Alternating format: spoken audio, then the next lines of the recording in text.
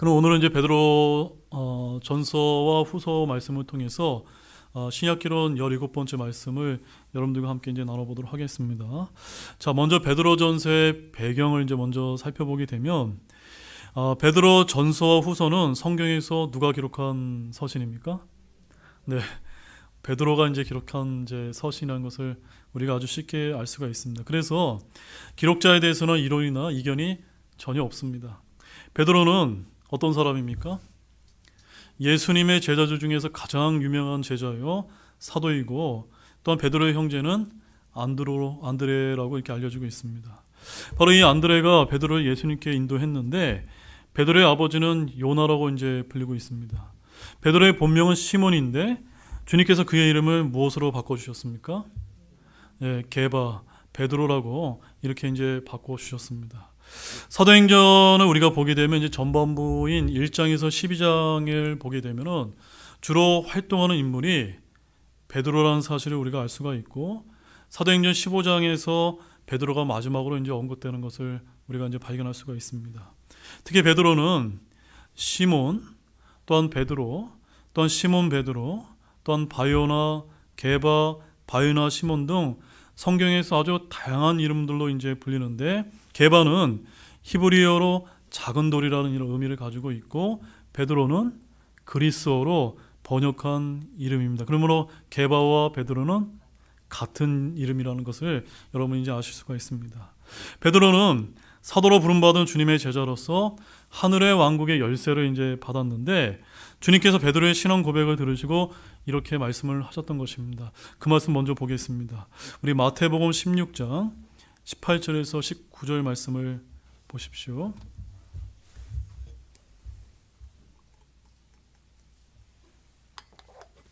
아주 유명한 말씀이죠. 마태복음 16장 18절 19절 말씀입니다. 다 찾으신 줄 알고 우리 함께 읽겠습니다. 내가 또한 내게 이르노니 너는 베드로라. 이 반석 위에 내가 내 교회를 세우리니 지옥의 문들이 그것을 이기지 못하리라. 내가 하늘의 왕국의 열쇠들을 내게 주리니 무엇이든지 내가 땅에서 묶으면 그것이 하늘에서 묶일 것이요 무엇이든지 내가 땅에서 풀면 그것이 하늘에서 풀리리라 하시고. 자, 이 말씀은 베드로의 신앙 고백인데, 이 베드로의 신앙 고백은 주 예수님께서 주여 그리스도시요 살아계신 하나님의 아들이라고 하는 이런 고백을 담고 있습니다. 바로 주님은 교회의 머리시며 반석입니다.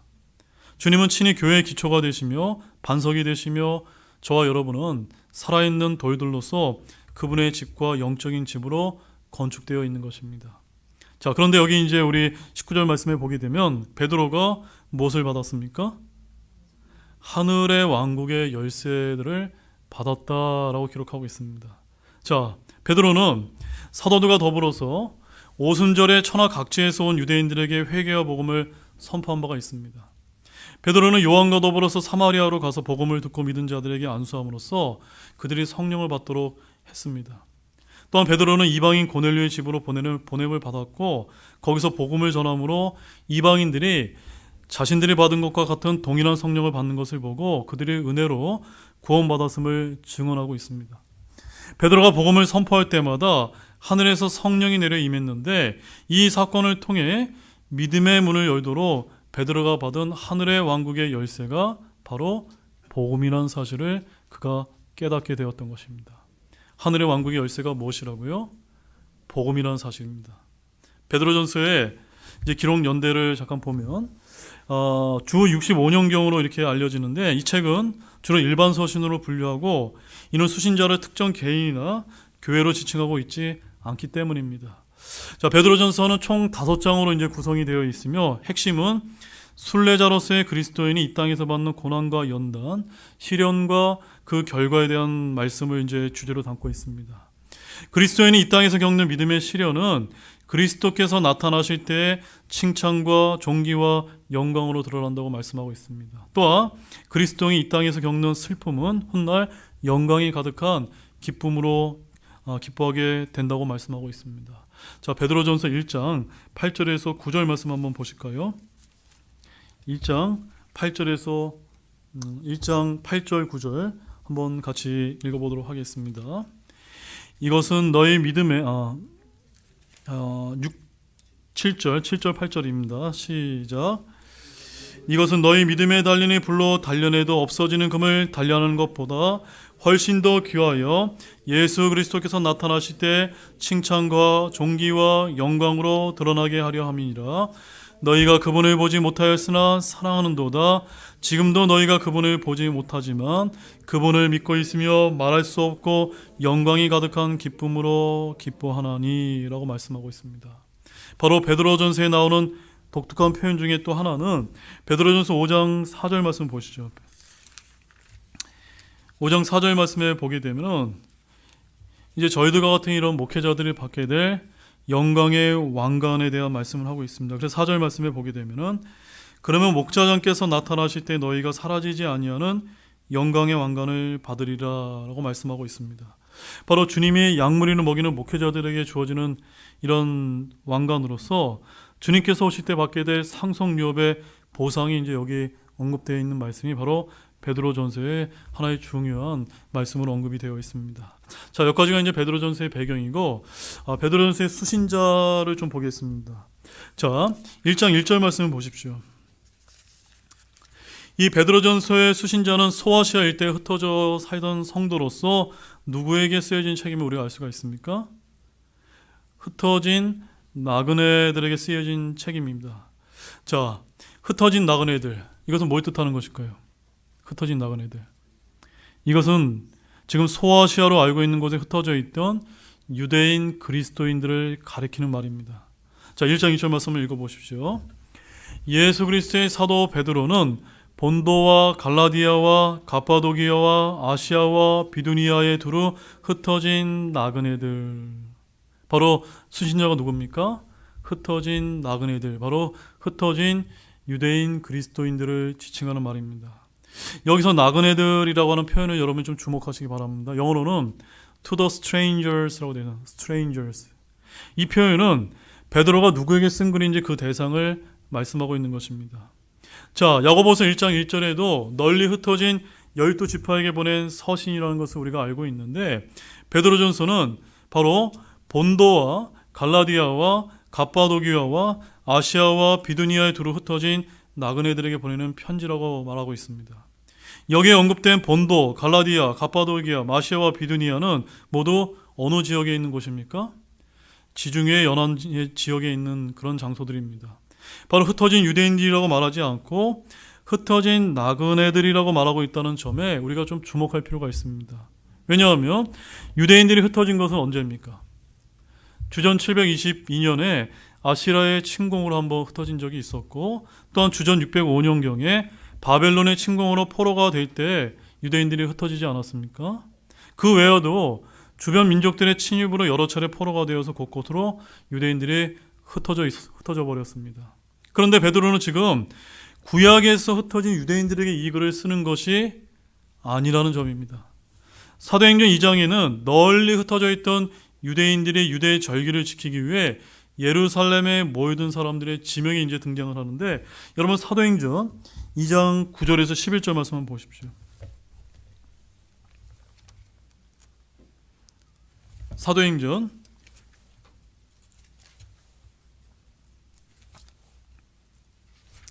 2장 9절에서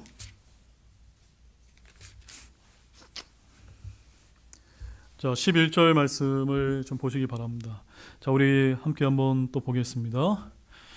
우리는 파르티아 사람과 메데 사람과 엘람 사람이며 또 메소포타미아와 유대와 가파도기아와 본도와 아시아와 부르기아와 밤빌리아와 이집트와 구레네 부근의 리비아의 여러 지방에 거하는 사람이고, 또 로마에서 온 나그네 곧 유대인과 유대교 개종자와 크레테 사람과 아라비아 사람이라. 저들이 하나님의 놀라운 이들을 우리 언어들로 말함을 우리가 듣는도다 하고는. 자, 이들이 누굽니까? 이들이 유대인입니까? 이방인들입니까? 예, 널리 흩어져 있었던 유대인들을 가리키는 것입니다. 이들은 널리 흩어진 12지파였습니다. 지금 베드로는 지중해 연안에 흩어진 유대인들을 대상으로 편지를 쓰고 있는 것이 아니라 두루 흩어진 나그네들에게 이 글을 쓰고 있습니다. 그렇다면 이들은 누구일까요? 흩어진 나그네들. 사도행전 8장 1절 말씀 보십시오. 사도행전 8장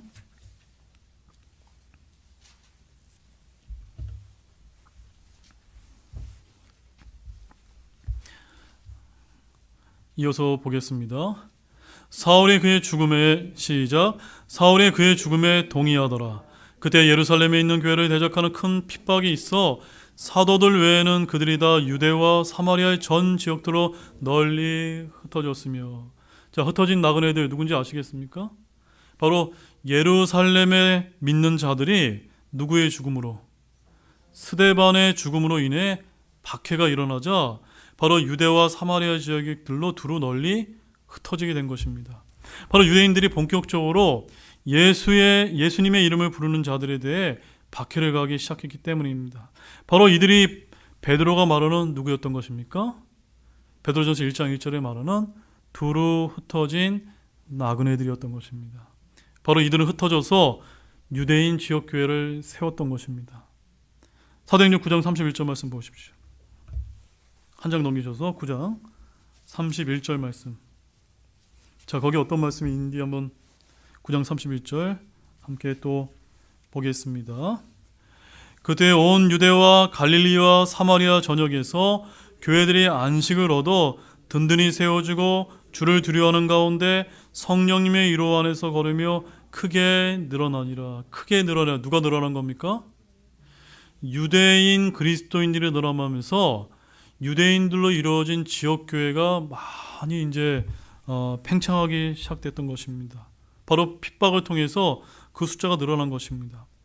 자, 이때 다소 출신의 사울, 즉 나중에는 바울로 이제 이름이 바뀐 이 사울이 예루살렘의 그리스도인들뿐만이 아니라 널리 흩어진 나그네들을 잡으러 다메섹으로 가는 교회의 핍박자여 사냥꾼으로 악명을 떨치지 않았습니까? 베드로는 바로 동족 유대인들에게 박해를 받아 타국 땅으로 떠난 유대인 그리스도인들이 그 땅에서 어떤 사람이 된 것입니까? 바로 타국인처럼 돼버렸던 것입니다. 바로 스트레인저들이 되었지만 이들은 모두 믿음의 시련을 통해 훗날 영광스러운 유업의 상속을 얻게 될 것이라는 하나님의 위로요, 성경의 위로를 전하면서 이 베드로 전서를 기록하였던 것입니다. 자, 더구나 이 나그네라고 하는 이 표현은 또한 유대인들뿐만이 아니라 우리와 같은 이방인 그리스도인들에게도 적용될 수가 있습니다. 왜냐하면 그리스도인들은 유대인들의 관점에서 언제나 타국인들이었기 때문입니다. 구약에서는 이방인들이 유대 땅에 들어와 살아도 여전히 타국인들이라고 불렸습니다. 할례를 받고 유대교로 개종을 해도 너희 가운데 있는 타국인들이라고 이렇게 말했습니다. 신약에서 예수 그리스도를 통해 하나님께로 돌아온 이방인들 역시 유대인들의 관점에서는 타국인, 바로 나그네였던 것입니다. 그렇다면 이 베드로 전서와 후서는 모든 그리스도인들을 대상으로 쓴 글로 우리가 규정하는데 아무런 무리가 없습니다. 따라서 베드로 전서의 수신자는 본도와 갈라디아와 갑바도기니와 아시아와 비두니아에 거했던 유대인들과 이방인 그리스도인 모두를 포함한 것으로 볼 수가 있고, 우리가 주의할 점은 예수님을 믿지 않는 유대인들, 예수님을 믿지 않는 이방인들을 대상으로 쓴 글이 아니라는 점만 분명히 하면서 이 글을 대하시면 될 것입니다. 이해되셨습니까? 그래서 수신자가 누굽니까? 바로 모든 그리스도인이다 라고 우리가 보시면 되겠습니다.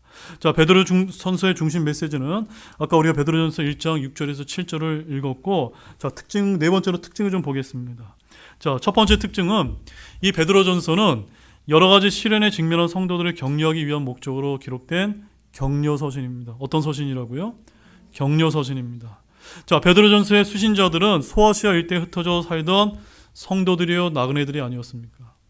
당시 소아시아에 흩어져 살던 그리스도인들은 이방인 사회 속에서 여러 가지 애매한 고난을 많이 겪고 있었습니다. 따라서 드러내놓고 그리스도인임을 밝히기 어려웠던 당시 정황상 그들은 여러 가지 경제적 또한 사회적인 불이익을 감수할 수밖에 없었습니다. 오늘날도 마찬가지 아닙니까? 우리가 우리의 믿음의 정체성을 드러내고 우리가 사회에서 살아가는 게 쉽습니까? 어렵습니까? 어렵지 않습니까? 또한 한 예를 들어서 이방인들의 음탕하고 방탕한 삶과 달리 구별된 삶을 산다는 것 자체가 곧 미움과 비방을 초래하는 일이 되어버렸기 때문입니다. 자, 본문 베드로전서 4장 3절에서 4절 말씀 한번 찾아보시죠. 자, 그들이 어떤 이제 고난과 고통을 겪었었는지 표현되어 있는 말씀, 베드로전서 4장 3절에서 4절입니다. 또 함께 보겠습니다.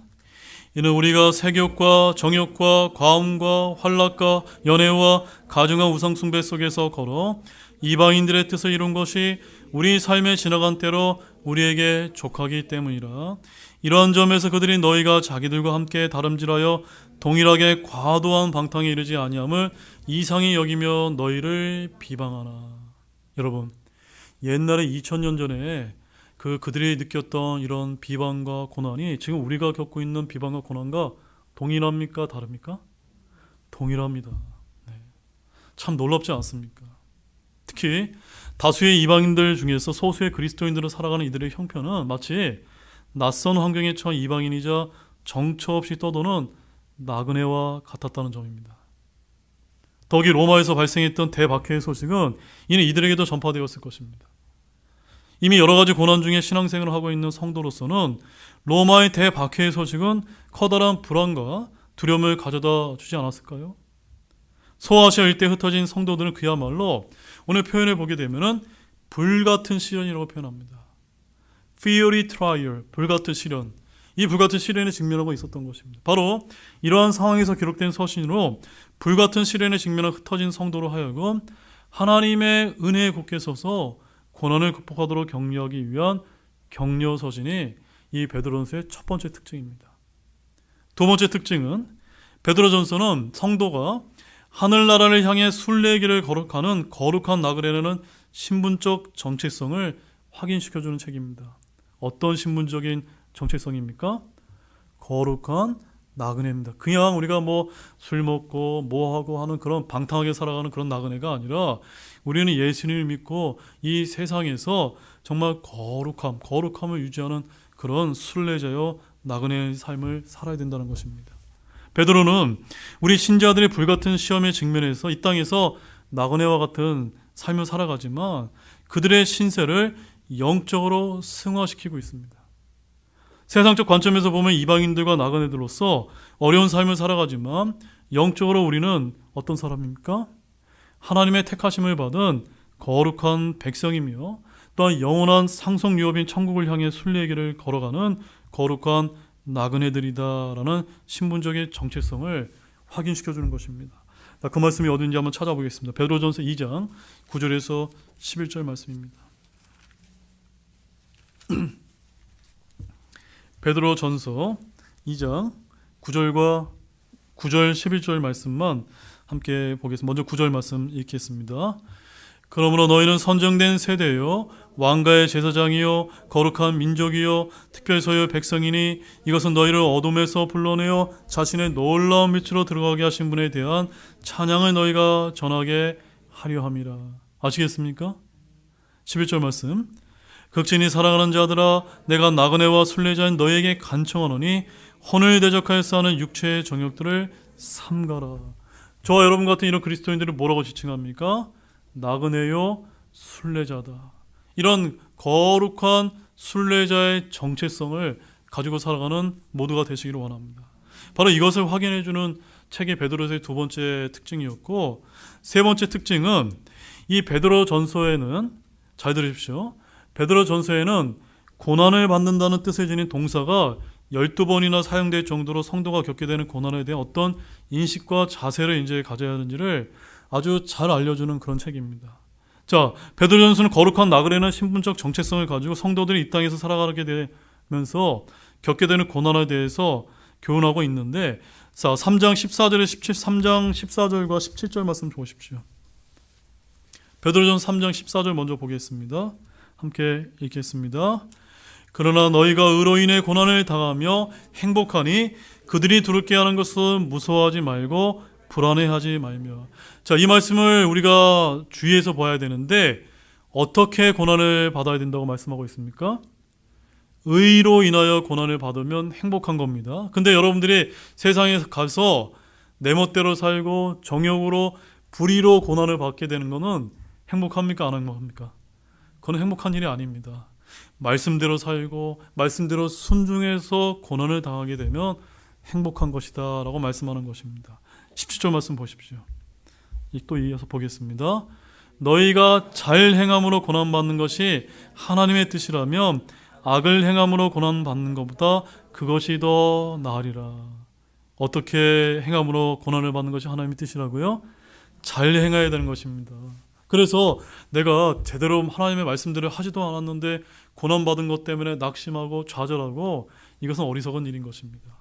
만약에 우리가 바른 성경을 가지고 바른 교리를 믿고 바르게 믿음 생활을 하는데 우리에게 어려움이 찾아왔다고 한다면 그것은 여러분 어떻게 여기셔야 됩니까? 행복한 일이다 라고 여기실 필요가 있다는 점입니다. 이렇게 베드로전서에는 성도가 고난을 받는다는 뜻을 지닌 동사가 12번이나 사용되고 있는데, 이 단어는 고린도 전서를 제외하면 신약 서신서 전체를 통틀어도 11번밖에 나오지 않는 아주 좋은 단어, 귀한 단어입니다. 물론 단어 사용의 횟수가 전부를 결정하는 것은 아니지만 그만큼 고난이 이 서신에서 다루고 있는 아주 중요한 문제 중에 하나라는 것을 여실히 보여주는 것입니다. 대부분 성도에게 있어서 고난은 쉽게 해결되지 않은 난제입니다. 바로 미성숙한 성도는 그리스도인으로서 살아가는 것 때문에 고난이 생기는 것 그 자체에 대해서 잘 이해를 하지 못합니다. 또한 비교적 성숙한 성도 역시 비록 믿음 생활 중에 고난이 있을 수 있다는 것은 이해한다 할지라도 여전히 고난을 부담스러워하고 힘겨워하는 것은 마찬가지입니다. 베드로전서는 이처럼 모든 성도에게 난제인 고난에 대해 깊은 교훈을 제공해 주고 있는 아주 귀한 책이 아닐 수가 없습니다. 바로 고난당하는 성도들을 대상으로 그 자신이 고난의 증인으로 살았던 사도 베드로가 이 고난의 문제에 대해 깊이 생각하며 기록한 서신이 바로 베드로 전서라는 것입니다. 따라서 성도들이 베드로 전서를 깊이 읽고 묵상한다면 고난에 대해 새로운 시각, 새로운 마음을 갖게 될 것입니다. 그 자신이 고난을 싫어했으나 후에 고난의 증인으로서 베드로전서 4장 13절 말씀에 가보게 되면 어떤 말씀이 기록되어 있냐면 거기에 이렇게 말씀하고 있습니다. 함께 읽어보겠습니다. 오히려 너희가 그리스도의 고난에 참여하는 자가 되었으므로 기뻐하라. 이것은 그분의 영광이 드러날 때 너희가 넘치는 기쁨으로 또한 즐거워하게 하려 함이라. 이 말씀 여러분 믿으십니까?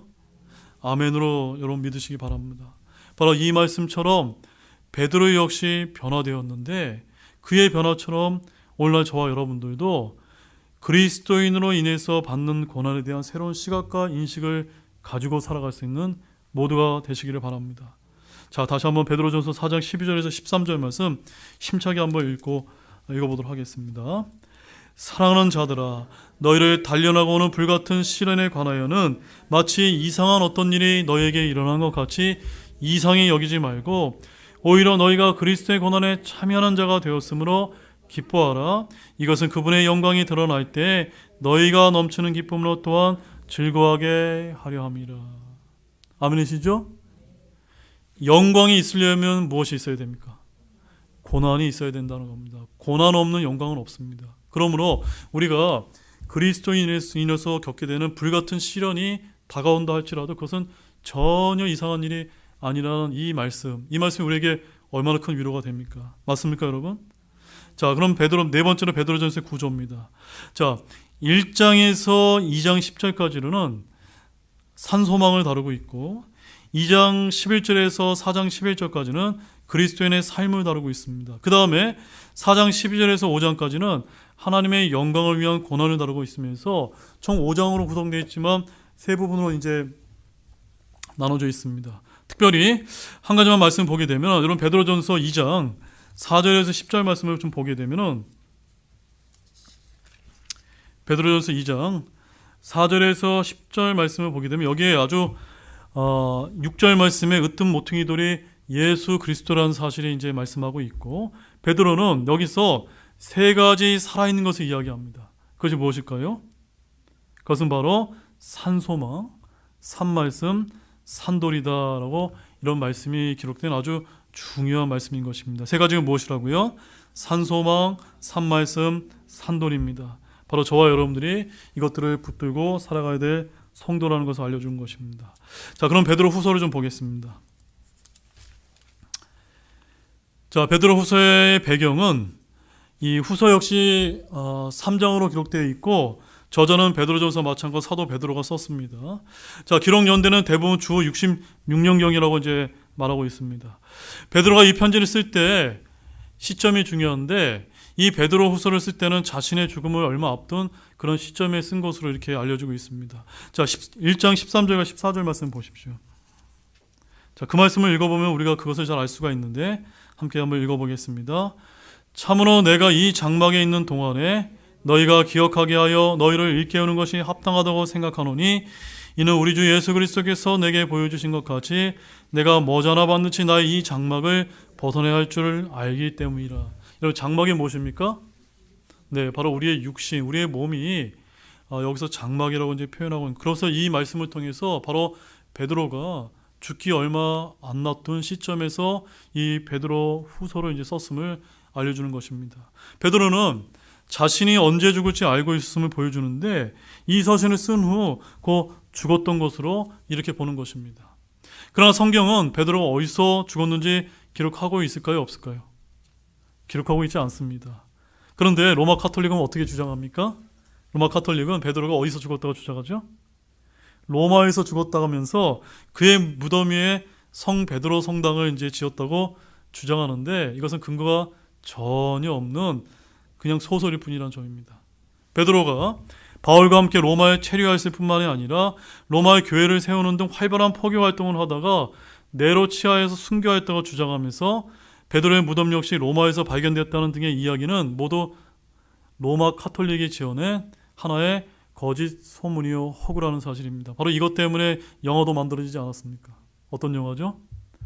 커바디스라고 하는 이런 영화. 이거 다 로마 카톨릭에서 만드는 그 이론에 의해서 만들어진 잘못된 영화라는 것이, 물론 아주 내용에 있어서 좋은 내용도 있지만 근거 자체는 팩트가 아니라는 점입니다. 우리는 단지 베드로가 어떤 죽음을 맞이하게 될 것인지에 대한 예수님께서 예고하셨던 요한복음 21장 18절과 19절 말씀과 방금 우리가 읽었던 베드로가 이것을 기억하며 말년에 자신의 죽음이 가까이 다가오고 있음을 정확하게 인식하고 있었다는 이 말씀만 성경에서 우리가 분명하게 알 수 있다는 점입니다. 자, 또한 로마에 가 있던 바울이 그곳에서 사역하고 있던 사람들에 대해서 편지를 통해 소상하게 안부를 전하면서 유독 베드로에 대한 언급만은 이런 방구도 하지 않았다는 사실에 근거하여 베드로가 로마에 있지 않았다는 사실을 우리가 충분히 알 수 있는 것입니다. 베드로가 로마에 있었고 그곳에서 선교 활동을 전개했다면 바울이 베드로의 활동에 대해 한마디 소식도 전하지 않았을 리가 없지 않았을 것이기 때문입니다. 맞습니까, 여러분? 네.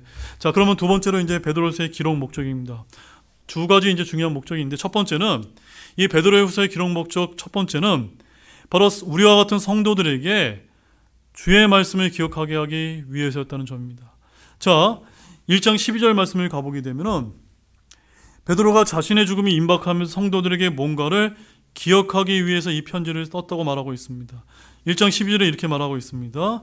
너희가 항상 그것들을 기억하게 하는 일에 내가 게으르지 아니하리라 라고 했는데 바로 성경 기록의 목적 중에 하나가 이것이란 점입니다. 우리는 날마다 성경을 읽고 들음으로써 무엇을 기억해야 됩니까? 하나님의 말씀을 기억해야 됩니다. 자, 13절 말씀도 보십시오. 1장 13절 함께 읽겠습니다. 참으로 내가 이 장막에 있는 동안 너희가 기억하게 하여 너희를 일깨우는 것이 합당하다고 생각하니. 바로 베드로는 무엇을 합당한 줄로 생각했습니까? 너희가, 바로 저와 여러분이 하나님의 말씀을 이제 기억하여 일깨우는 것이 합당한 것으로 생각을 했다는 점입니다. 또 1장 15절 말씀도 보십시오. 1장 15절 또 읽겠습니다. 또한 내가 죽은 뒤에도 너희가 항상 이것들을 기억할 수 있도록 내가 애쓰리라. 지금 베드로후서에서는 베드로가 계속해서 기억하게 하여 기억하게 하기라고 이렇게 강조를 하고 있습니다. 바로 성도들이 주와 그분이 행하신 일을 항상 기억하도록 하는 것이 핵심이고 이것이 바로 저와 같은 사역자들이 해야 할 일이라는 점입니다. 바로 사도들은 죽었지만 그들이 쓴 편지는 이렇게 저와 여러분에게 성경 기록으로 남아서 이 말씀은 영원하다는 것을 보여주는 것입니다. 자, 베드로후서 3장 1절 말씀도 보십시오. 베드로후서 3장 1절 말씀 읽겠습니다. 사랑하는 자들아, 내가 이제 이 둘째 서신을 너에게 쓰노라. 내가 두 서신의 기억을 통해 너희의 순수한 생각을 일깨우면. 자, 둘째 서신은 뭘 가리킵니까? 베드로후서를 가리킵니다. 그 다음에 뒷부분에 내가 두 서신으로 기억을 통해, 이게 뭘 뜻하는 거죠? 바로 베드로 자신이, 베드로가 쓴 베드로 전서와 후서를 통해서 너희들이 기억하게 하기 위해서 이 말씀을 썼다라고 말하고 있는 것입니다. 자, 두 번째 목적은, 또 한 가지 두 번째 목적은 하나님과 우리 구주 예수 그리스도를 아는 지식을 전해주기 위해서 썼다는 점입니다. 자, 베드로후서 1장 2절에서 3절 말씀 보십시오. 베드로후서 1장 2절에서 3절 함께 읽겠습니다. 하나님과 예수 우리 주를 아는 것을 통해 은혜와 화평이 너희에게 더욱 많이 있기를 원하노라. 우리를 부르사 영광과 덕에 이르게 하신 분을 아는 것을 통해 그분의 신성한 권능이 생명과 하나님의 성품에 속한 모든 것을 우리에게 주셨으며. 아멘이십니까?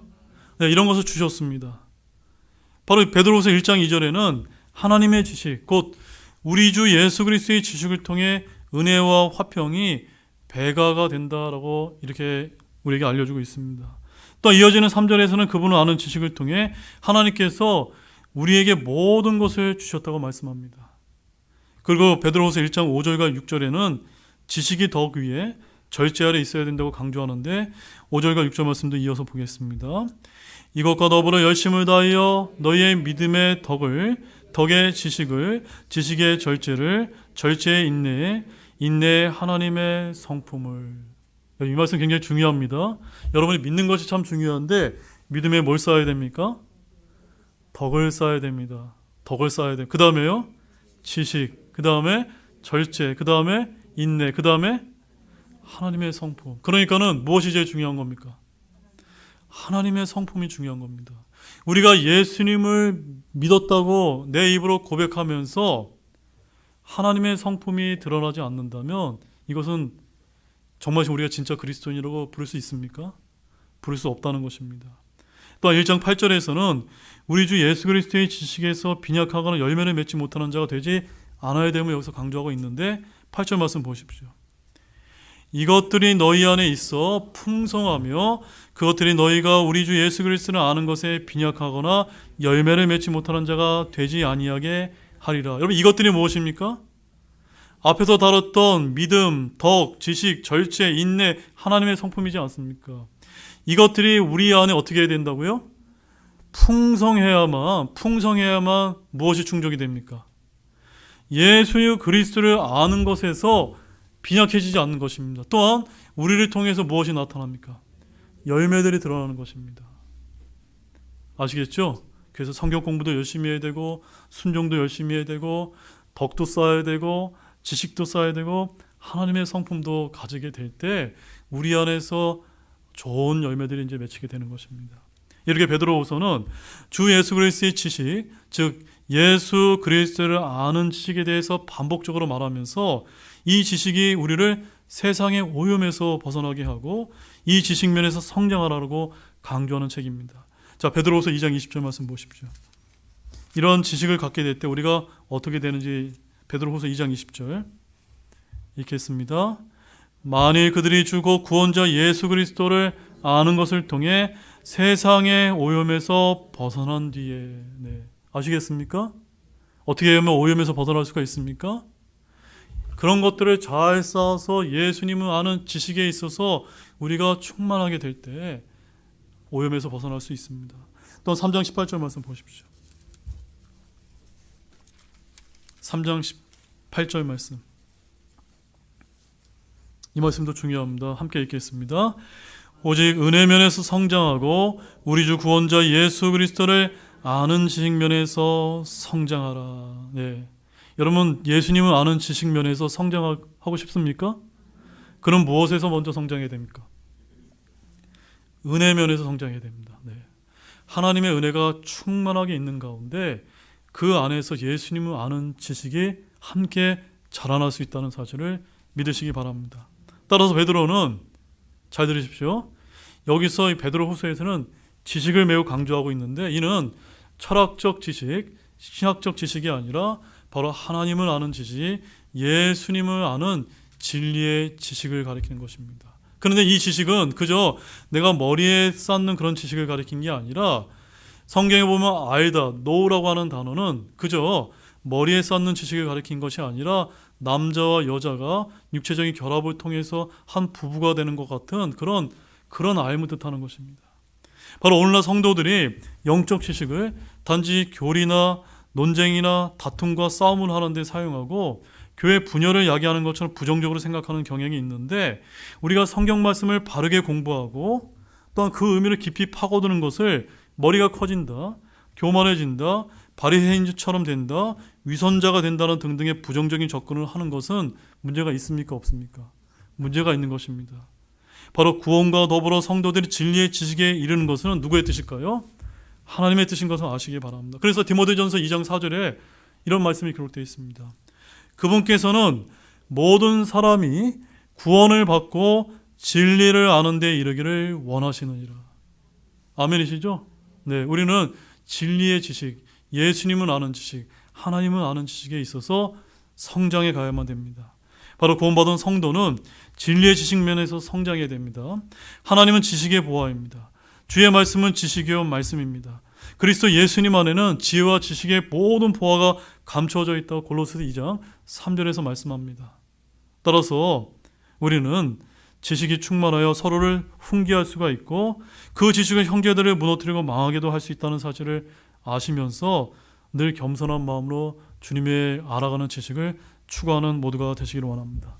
자, 베드로후서의 중심 메시지는 우리가 아까 읽었던 베드로후서 1장 2절 말씀에 나와 있는 것처럼 하나님과 예수 우리 주를 아는 것을 통해 은혜와 화평이 너에게 더욱 많이 있기를 원하노라 라는 말씀입니다. 바로 이 베드로후서는 하나님과 예수 우리 주를 아는 것의 중요성을 강조하는 것이 이제 핵심입니다. 자, 이제 특징 몇 가지만 좀 보겠습니다. 6가지가 있는데, 첫 번째, 베드로후서는 심판이라는 말씀이 강렬하게 이제 등장하는 책입니다. 어떤 단어요? 심판입니다. 자, 바울이 쓴 서신서를 교회 서신과 바울 서신이라고 한다면 베드로와 요한, 유다가 쓴 편지를 우리가 일반 서신이라고 이제 부릅니다. 흔히 바울을 믿음의 사도요, 요한을 사랑의 사도라고 부른다면 베드로는 어떤 사도라고 부릅니까? 소망의 사도다라고 부릅니다. 왜냐하면 이 베드로전서에는 소망에 관한 말씀이 강렬하게 나오기 때문입니다. 그러나 특이하게도 베드로후서에는 소망이 아니라 어떤 말이 이제 많이 등장할까요? 심판이라는 말이 이제 많이 등장합니다. 이 베드로후서에는 소망이라는 말은 전혀 등장하지 않고 심판, 저지먼트라는 말이 이제 총 4번이나 강렬하게 등장하는데 그 말씀 한번 보실까요? 베드로후서 2장 3절입니다. 자, 베드로후서 2장 3절 같이 읽겠습니다. 그들이 탐욕으로 말미암아 거짓된 말들을 가지고 너희를 상품 취급할 것이나 그들에 대한 심판은 오래되어 이제 지체하지 아니하며 그들이 받을 정죄는 잠재하지 아니하니라. 여기 심판이 언급되어 있습니다. 4절 말씀입니다. 하나님께서 죄 지은 천사들을 아끼지 아니하사 지옥에 던지시고 어둠의 사슬에 넘겨줘 심판 때까지 예비해 두셨으며, 두 번째 심판이 나옵니다. 9절 말씀입니다. 읽겠습니다. 주께서는 하나님을 따르는 자들을 시험들에서 구출할 줄 아시고 불의한 자들은 심판날까지 예비해 두사 벌할 줄 아시되라고 해서 세 번째 심판이 나옵니다. 그 다음에 네 번째로는 베드로후서 3장 7절입니다. 3장 7절 함께 읽겠습니다. 지금 있는 하늘들과 땅은 주께서 같은 말씀으로 보관을 간직하사 하나님을 따르지 않는 사람들의 심판과 멸망의 날에 불사르기 위해 예비해 두셨느니라. 바로 베드로후서는 소망이 아니라 어떤 것을 강조합니까? 심판, 심판, 심판, 심판을 강조하는 책입니다. 또한 이 베드로후서 같은 경우는 안에서 받는 안으로부터의 고난과 박해를 이제 다룬 책입니다. 베드로전서가 바깥으로서의 받는 박해와 고난이라면 베드로후서는 안에서 받는 교회 내에 들어온 거짓 교사와 거짓 대언자가 같은 안으로부터의 받는 고난과 박해를 이제 다루고 있습니다. 바깥으로부터 받는 고난과 박해보다 안에서부터 겪는 박해와 고난은 더 위험하고 치명적입니다. 교회 내에서는 주의 오심이 없다는 재림을 조롱하는 자들이 있는데, 자, 베드로후서 3장 4절 말씀에 가보게 되면 이런 사람들이 있습니다. 그분께서 오신다는 약속이 어디 있느냐라고 이렇게 조롱하는 사람들이 있고, 만물은 창조의 시작부터 그대로라며 주의 심판을 조롱하는 자들이 있다라고 베드로서 3장 4절에서 말씀하고 있습니다. 바로 밖에서 닥치는 불같은 시련과 더불어 안에서 일어난 이런 시험과 다양한 고난들을 우리는 지혜롭게 분별하고 이겨내야 될 줄로 아시기 바랍니다. 자, 세 번째 특징은 이 베드로서에서 가장 두드러지게 드러나는 단어가 세 가지가 있는데, 첫 번째는 영광, 글로리라고 하는 단어가 있고, 두 번째는 하나님에 대한 지식, knowledge라는 단어가 있고, 세 번째는 기억, remembrance라는 단어입니다. 자, 영광이라는 단어는 총 16번이 이제 사용되고 있는데, 전체 61절로 된 베드로 후서에는 영광이라는 단어가 겨우 4번밖에 나오고 있지 않지만 사용 빈도보다는 강렬하게 풍기는 의미의 농도가 짙다는 점에서 베드로전서의 경우보다 한결 두드러진 인상을 남깁니다. 또한 지식이라고 하는 단어는 알다와 함께 베드로전서에 각각 한 번씩밖에 나오지 않은데 반해 베드로후서에는 알다, 노와 노운이라는 단어가 4번, 지식이라는 단어가 7번이나 나오고 있어 그 사용 빈도가 두드러지고 있습니다. 또한 기억이라고 하는 단어 역시 베드로전서에는 한 번밖에 사용하고 있지 않는 반해 여기 베드로후서에는 4번이나 사용되고 있다는 점에서 우리의 이목을 끌고 있습니다. 자, 네 번째 특징은 이 베드로전서 후서를 비교해보면 다소 흥미로운 차이점이 있는데 잘 들으시기 바랍니다. 베드로전서가 성도들이 받는 고난과 박해를 통한 단련에 관한 글이라면 베드로후서는 영광에 관한 글이라는 점입니다. 또한 베드로전서가 그리스도의 피의 구속에 대해 강조했다면 베드로후서는 주의 통치에 대해서 강조하는 책입니다. 또한 베드로전서가 성도들을 위로하는 데 초점을 맞추고 있다면 베드로후서는 경고에 초점을 맞추고 있습니다. 또한 베드로전서가 시험에 직면할 때 가져야 할 소망이라면 후서는 오류에 직면해서 만난 충만한 지식을 강조하고 있습니다. 또한 베드로전서가 고난에 대해 7가지 다양한 말씀들로 반복해서 가르친 데에 반해 후서는 지식에 대해 16번이나 반복해서 가르치고 있다는 점입니다. 자, 베드로후서 3장 18절 말씀만 보십시오. 베드로후서 3장 18절 말씀 함께 읽어보실까요? 오직 은혜 면에서 성장하고 우리 주 구원자 예수 그리스도의 아는 지식 면에서 성장하라. 바로 베드로서의 기록 목적이 기록되어 있는데 주를 아는 지식과 그분의 은혜 안에서 자라나는 것이라는 점입니다. 마지막으로 5번째 특징으로 베드로후서는 자신의 죽음과 마지막 시대 거짓 교사들로 인해 배교로 물든 암울한 시대의 상황을 내다보고 강력한 경고의 책임에도 불구하고 그 어디에서도 우리의 후서를 읽을 때 어디도 낙담과 절망을 찾아볼 수 없다는 점입니다. 자, 5번째로 베드로후서의 구조는 총 3장으로 이루어져 있지만 네 파트로 나눠져 있습니다. 자, 베드로후서 1장 1절에서 14절까지의 말씀에서는 바로 그리스도인에게 주신 위대한 은혜를 다루고 있고, 그 다음에 1장 15절에서 21절 말씀에 보면은 성경의 권위가 이제 기록되어 있습니다. 자, 여기 성경의 권위를 좀 간단히 좀 보고자 하는데, 먼저 1장 19절 말씀 보십시오. 여기 보면 하나님의 말씀에 대한 심오한 진술이 나오는데 뭐라고 표현합니까? 19절 말씀에 더 확실한 대언의 말씀이 있는데 라고 해서 하나님의 말씀은 더 확실한 대언의 말씀입니다. 그 다음에 20절 말씀을 보십시오. 성경에 대해서 뭐라고 얘기합니까? 성경 기록의 대언은 결코 어떤 사적인 해석에서 나오지 아니한 것이다 라고 말씀하고 있고, 베드로후서 1장 21절 말씀 보십시오. 대언은 옛적에 사람의 뜻에 의해 나오지 아니하고 오히려 하나님의 거룩한 사람들은 성령께서 자기들을 움직이시게 하는 대로 말하였느니라 라는 말씀을 통해서 이 성경 말씀은 성령께서 움직이시는 대로 거룩한 사람들이 기록한 말씀이다 라고 하나님의 말씀에 대해서 기록을 하고 있습니다. 그 다음에 세 번째로는 2장에는 배교, 바로 거짓 교사들에 대한 위험성을 경고하고 있고, 네 번째로 3장에는 주님의 재림을 이제 다루고 있습니다. 그래서 베드로후서 3장 5절에서 7절 말씀 보십시오. 다 끝났습니다. 3장 5절에서 7절 말씀 함께 한번 우리 마지막으로 한번 읽어보실까요? 이는 그들이 이 사실 즉 하나님의 말씀에 의해 하늘들이 옛적부터 있었고 또 땅이 물에서 나와 물 가운데 서 있는 것을 일부러 알려하지 아니하기 때문이라. 그것들의 그때 있던 세상은 물의 넘침으로 멸망하였으나 지금 있는 하늘들과 땅은 주께서 같은 말씀으로 보관하여 간직하사 하나님을 따르지 않는 사람들의 심판과 멸망의 날에 불사르기 위해 예비해 두셨느니라. 바로 이 베드로후서는 마태복음 24장 37절과 38절 말씀처럼 예수님께서 그분의 재림이 있을 때 있을 말씀을 이제 여기서 전하고 있습니다. 또한 3장 10절 말씀 보십시오. 3장 10절 말씀에 보게 되면 천년왕국 끝에 오게 될 이 세상의 멸망에 대해서도 생생하게 묘사하고 있는 말씀이 담겨 있습니다. 함께 읽겠습니다.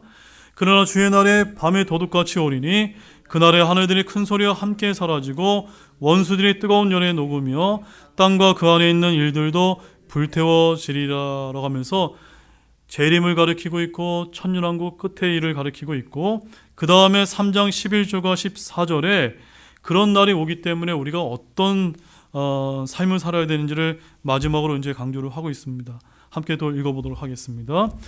그런즉 이 모든 것이 해체되리니 너희가 어떤 사람이 되어야 마땅하겠냐. 모든 거룩한 행실 속에서 하나님을 따르는 가운데. 14절.